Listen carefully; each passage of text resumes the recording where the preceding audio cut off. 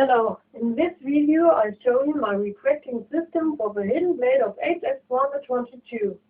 First, here's the blade, and now I move my left hand away from my body and the blade comes back again. The blade is here, and now left hand away from my body and it's retracted. And now I'll show you how this works. So, here on my left middle finger is a ring and it's attached to a string.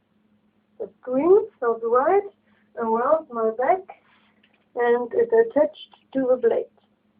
Now, when the blade comes out, the string goes with, and now, if I move my left hand away from my body, the string will pull back the blade.